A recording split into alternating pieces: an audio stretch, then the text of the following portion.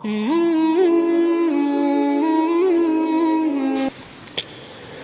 اللہ الرحمن الرحیم الحمد للہ رب العالمین والصلاة والسلام علی سید الانبیاء والمرسلین اما بعد۔ آج کا سوال یہ ہے، ہمارے دوست نے پوچھا ہے پیغمبر کیا ہوتا ہے اور یہ لاسٹ پروفیٹ آخری نبی کا کیا مطلب ہے، آپ ہمیں یہ سمجھا دیں۔ اس سوال کا جواب بڑا ہی آسان ہے، اور آسان اس معنی کر ہے کہ ہم اس سوال کا جواب جہاں سے بھی چاہے تلاش کر سکتے ہیں۔ آج تو گوگل کا زمانہ ہے، اور جس لینگویج یا جس زبان یا جس بھاشا میں بھی ہم چاہیں گے تو انشاءاللہ ہمیں اس سوال کا جواب مل جائے گا۔ میرے بھائی نے بڑے پیار سے ہم سے پوچھا ہے، تو میری ذمہ داری ہے کہ میں انہیں اس سلسلے میں 2-3 باتیں ضرور بتاؤں۔ پہلی بات تو یہ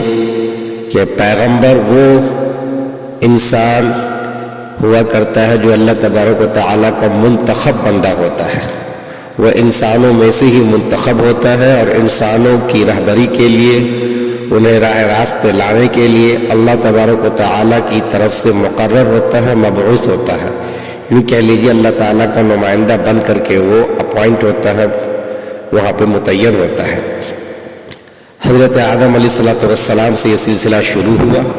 اور حضرت محمد صلی اللہ علیہ وسلم جنہیں لاسٹ پروفیٹ اور انتم سندیشٹا کہہ لیجئے، آخری نبی اور رسول کہہ لیجئے، وہ ہے، وہاں تک وہ سلسلہ چلا۔ یہی وجہ ہے کہ آقا صلی اللہ علیہ وسلم جسے ہم مسلمان محمد کہتے ہیں، وہ آخری نبی ہے، ان کا لقب خاتم النبیین بھی ہے، اور ان کا لقب رحمت للعالمین بھی ہے۔ یہ دونوں لقب ان کو کیوں دیے گئے، میں اس کی تفصیل آگے کرنا چاہوں گا۔ تو آپ علیہ الصلوۃ والسلام محمد صلی اللہ علیہ وسلم یہ آخری نبی ہے، لاسٹ پروفیٹ ہے، انتم سندیشٹا جس کو آپ ہندی میں کہتے ہیں وہ ہے۔ آپ علیہ الصلوۃ والسلام کا جنم مکہ کے اندر ہوا، یہ عرب کا بہت مشہور شہر ہے،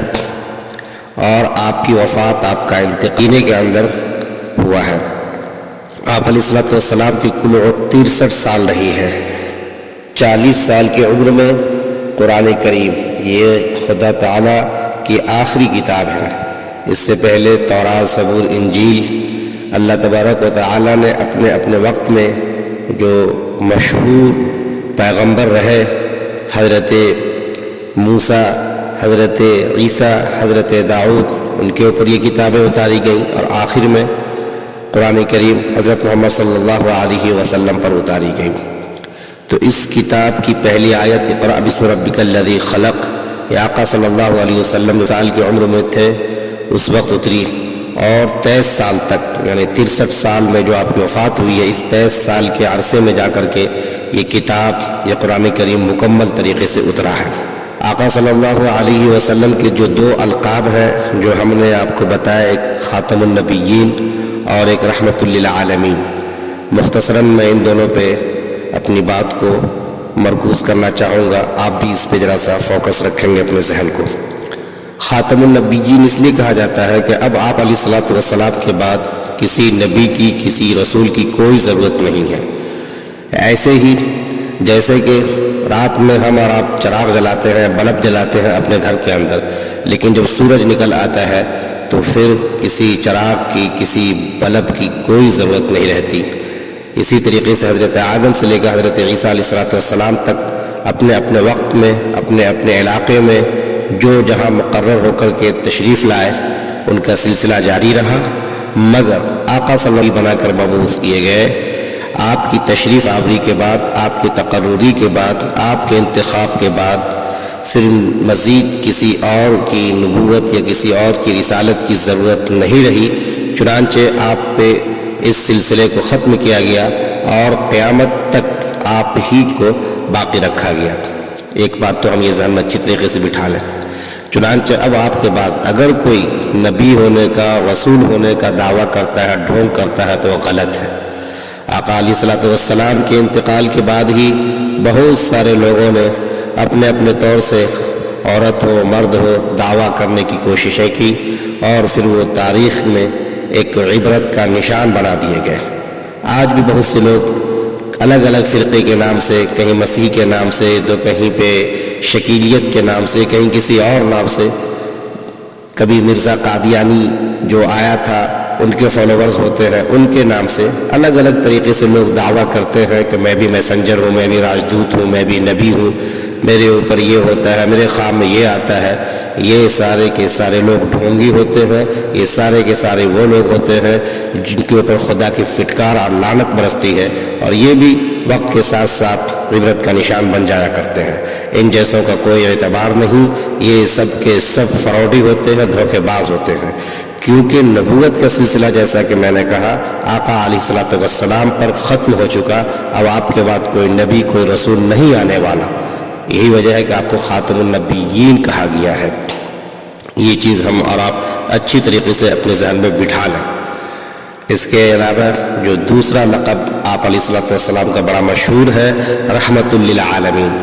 یہ قرآن کریم میں بھی کوٹ ہوا ہے، وما ارسلناک الا رحمت للعالمین کہا گیا کہ اے محمد ہم نے آپ کو پورے جہان کے لیے رحمت بنا کر بھیجا ہے۔ رحمت کا لفظ استعمال ہوا ہے، کبھی موقع ملا تو آپ علیہ الصلوۃ والسلام کو سراپا رحمت قرار دیا گیا ہے۔ اس کے کیا مفہوم ہے یہ انشاءاللہ پھر عرض کروں گا۔ فی الحال یہ دیکھنا ہے ہمیں کہ رحمت للعالمین جو کہا گیا ہے وہ کس حد تک اپنی معنویت اور اپنی اہمیت اور اس کے اثرات ہم سماج کے اوپر دیکھ سکتے ہیں۔ آج بڑے ہی افسوس کی بات یہ ہے کہ آقا علیہ الصلوۃ والسلام کی ذات مبارکہ پر طرح طرح کے لانچھن لگائے جاتے ہیں، عجیب و غریب اعتراضات کیے جاتے ہیں، ان کو نہ جانے کس کس انداز سے پیش کرنے کی کوشش کی جاتی ہے، اور بڑے افسوس کی بات ہے کہ بڑا ہی ایک بھیاوہ اور بھیانک چہرہ اور کریکٹر کو لے کر کے عجیب عجیب باتیں ان سے منسوب کر کے پیش کرنے کی کوششیں کی جاتی ہے، کتابیں لکھی جاتی ہے، ویڈیوز پہ الگ الگ انداز سے الگ الگ فارم سے عجیب عجیب و حیات باتیں کرنے کی کوشش کی جاتی ہے۔ اس میں ایک بہت ہی عجیب و غریب سوال یہ کر دیتے ہیں لوگ، اور یہ سوال اٹھاتے ہیں کہ آپ علیہ الصلوۃ والسلام تو ایک جنگجو تھے، آپ نے اپنی رسالت کے بعد پوری دنیا کو جنگ کے اندر گویا کہ جھونک دیا، اور آج تک انسانیت اس جنگ میں جلتی اور جھلستی جا رہی ہے۔ یہ سراپا اتہام ہے، الزام ہے، اور ایک قسم کا پورا کہہ لیجئے کہ بکواس ہے۔ یہ کیوں؟ وہ اس لیے کہ آج بھی تاریخ اور تاریخ کے پنے سب کچھ محفوظ ہے، ضرورت ہے کہ ہم ان پنوں کو کھنگالیں اور انصاف کے ساتھ کام لیں۔ آپ علیہ الصلوۃ والسلام نے جتنی جنگوں میں شرکت کی، تر جنگوں میں کتنی جانوں کا ضیاع ہوا، کتنے لوگ مارے گئے اپنی طرف سے یا مقابل جو دشمن تھا ان کی فوج کے جو آدمی تھے ان کی طرف سے، ان سب کا ایک ڈیٹا کلیکٹ کیا جائے، جمع کیا جائے، اور دیکھا یہ جائے کہ اس وقت کی جنگوں میں آخر شروع سے لے کے آخر تک جتنی جنگیں بھی ہوئی ہیں سب کو آپ ٹوٹل کاؤنٹ کریں، اور سارے ضائع ہونے والی جانوں کا آپ ایک ڈیٹا کلیکٹ کریں، اور پھر دیکھیں کہ کتنے لوگ اس وقت میں ضائع ہوئے۔ میں کہتا ہوں آپ کو 1000 کے اندر اندر ہی وہ لوگ ملیں گے، چند 100 کہہ لیجئے جو آپ علیہ الصلوۃ والسلام کے وقت میں جنگیں ہوئی، خواہ اسلام کو مٹانے کے نام پہ دشمن چڑھ آئے اور جنگ ناگزیر ہو گیا، اس حوالے سے ہو، یا پھر آپ کچھ اور نام اس کو دے دیں، اس حوالے سے ہو، آپ دیکھ لیں کہ کتنے جانوں کا ضیاع ہوا ہے۔ ایک تو یہ دیکھنا ہے آپ کو۔ اس کے بعد پھر اس جنگ کے بعد جو اور جتنی جنگیں ہوئی ہیں آقا علیہ الصلوۃ والسلام کے پردہ فرمانے کے بعد سے لے کے اب تک، ان جنگوں کو آپ اکٹھا کریں اور پھر یہ دیکھ لیں، اگر اس کو آپ اسلام سے منسوب کرتے ہیں تو بعد کی جو جنگیں ہوئی، حال کی صدی کے اندر جو فرسٹ ورلڈ وار ہو، سیکنڈ ورلڈ وار ہو، جس کو پہلی جنگ عظیم اور دوسری جنگ عظیم کہا جاتا ہے، ان کے اندر کتنی جانوں کا ضیاع ہوا۔ اس جنگ کو چھیڑنے والے آخر کس مذہب کے لوگ تھے، اور پھر انہوں نے کس قدر تباہیاں مچائی، بعد میں ان تباہیوں کا، ان جنگوں میں استعمال ہونے والے ہتھیار، بم اور بارود کا سماج کے اوپر کیا اثرات مرتب ہوئے، اور اب تک آخر اس کے کیا نتائج لوگ بھگت رہے ہیں، ان سارے ڈیٹا کو جمع کریں اور پھر آپ انصاف کے ساتھ ذرا سا جائزہ لیتے ہوئے بتانے کی کوشش کریں آپ کہ آخر یہ لوگ زیادہ شریف ہیں یہ لوگ زیادہ انسان کہلانے کے حقدار ہیں یا پھر آقا علیہ الصلوۃ والسلام کی جو جنگیں ہوئی ہیں اور اس وقت میں کس طریقے سے لوگوں کو بہرحال پناہ دی گئی ہے ان کو انسان کہا جائے اور انسانیت کا رحمت کا تمغہ ان کو دیا جائے، آخر وہ اس کے مستحق ہے یا یہ اس کے مستحق ہوتے ہیں؟ ان دونوں کا بہرحال کیا فرق نکلتا ہے وہ ضرور دیکھنے کی کوشش کیجیے گا۔ اور اگر آپ کے پاس وقت نہیں ہے تو میں کہوں گا ایک پروفیسر راہبہ جو گزری ہیں، بڑی محقق تھی بیچاری اپنے وقت کی، جس کا نام کرن آرمسٹرانگ ہے، انہوں نے بھی ایک کتاب لکھی ہے۔ اس کتاب کے اندر بایوگرافی آف محمد پروفیٹ جو کتاب ہے، اس میں انہوں نے جو لکھا ہے اس کو ذرا سا پڑھ لیجئے۔ کتنے کلیئر کٹ انداز میں اس نے کہا ہے کہ یہ بالکل ذہن سے نکال دیا جائے، یہ مغرب کا جو بھرم بنا ہوا ہے کہ اسلام کے 5 ستونوں میں سے ایک ستون جہاد بھی ہے، یہ قطعاً غلط ہے، ایسا کچھ نہیں ہے، نہ تو اسلام کے بنیادوں میں سے ہے اور نہ اسلام کا یہ کوئی مرکزی نقطہ ہے۔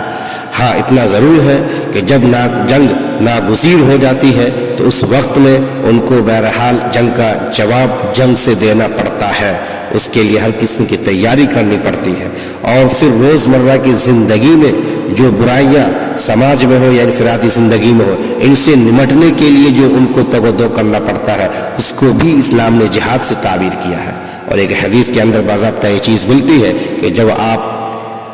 اس طرح کے مادی اور حصی جنگوں سے واپس آئے تھے تو اپنے نفس کی طرف اشارہ کرتے ہوئے کہا تھا کہ ہم جہاد اصغر سے جہاد اکبر کی طرف لوٹے ہیں۔ اب جس معاشرے میں رہنا ہے ہمیں اس میں سارے اصول کو برتنا ہوگا اور اپنے نفس کا اور اپنے انا کی قربانی ہم کو دینی ہوگی، اور مل جل کر کے جو رہنا ہوگا یہ ایک بڑا جہاد ہوگا۔ اور عام جہادوں کے حوالے سے آپ جا کر کے دیکھیں، نسائی شریف کی روایت ہے، آقا صلی اللہ علیہ وسلم نے اپنے صحابہ کرام سے کہا تھا،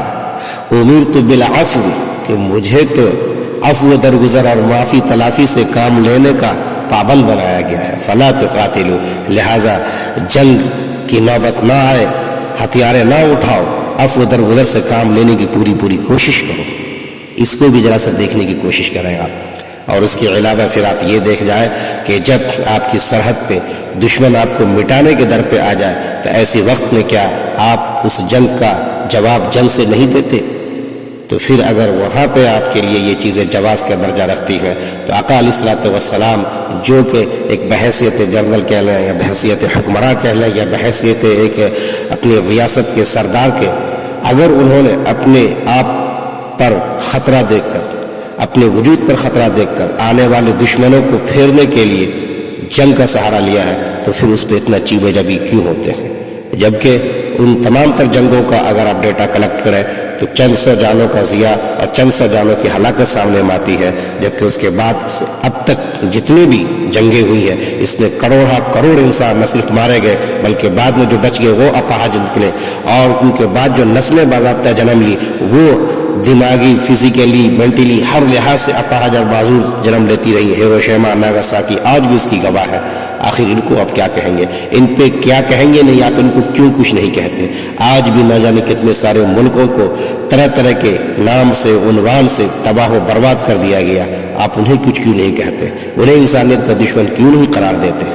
آج ضرورت ہے کہ انسانیت کے لیے اگر آپ کو کام کرنا ہے تو صحیح راستے پہ چلیں اور صحیح چیزوں کو دیکھنے کی کوشش کریں۔ جہاں پہ زخم ہے وہاں پہ مرہم پٹی لگائیں، جہاں پہ گندگی ہے اس کو دور کریں، جہاں پہ بیماری ہے وہاں پہ علاج کرنے کی کوشش کریں، ورنہ ہوگا یہ کہ زخم کہیں اور ہوگا، علاج کہیں اور کریں گے اور اس زخم کا علاج ہو نہیں پائے گا اور پھر وہ پورے بدن کے لیے کینسر بن جائے گا۔ آج جو لوگ انسانیت کے نام پر تباہی پھیلا رہے ہیں، اگر ہم نے ان کو نہیں پکڑا، ہم نے ان کے ہاتھوں کو نہیں روکا اور ہم اس کے بجائے اسلام کے خلاف بولتے رہے، اپنی تمام تر تحریر اور تقریر اور توانائی اسلام کے خلاف ہم لگاتے رہے، تو پھر جو لوگ اس سے ہٹ کر کے کام کر رہے ہیں اور اسلام کی آڑ میں اسلام کو بدنام کر رہے ہیں ان کو ہم نے چھوڑے رکھا، اور جو لوگ باضابطہ اسلام سے دشمنی مول لے کر کے اسلام کو مٹانے کے در پہ مسلمانوں کو مٹا رہے ہیں انہیں چھوڑے رکھا، تو یاد رہے پھر پوری دنیا کے لیے تباہی اور ہلاکت کا سامان بن جائے گا۔ تو اس پس منظر میں بہرحال بات لمبی ہوئی ہو تو معاف کیجیے گا، لیکن ہمیں یہاں پہ دیکھنا پڑے گا کہ رحمت للعالمین آقا علیہ الصلوۃ والسلام کو کہا گیا تو اس کی کیا حقیقت اور کیا معنویت ہے۔ جزاک اللہ خیر، شکرا جزیلا۔ آپ پوری گفتگو کو صحیح سے سمجھ لیں اور پھر اپنے مزید دوستوں تک اس بات کو پہنچانے کی کوشش کریں، اور اس چینل کو سبسکرائب کر لیں تاکہ بر وقت مزید جو دینی باتیں آئیں گی سامنے میں اس کی اطلاع اور نوٹیفیکیشن آپ کو مل سکے. بیل آئیکن بھی آپ دبا لیں. جزاک اللہ خیر، شکرا جزیلا.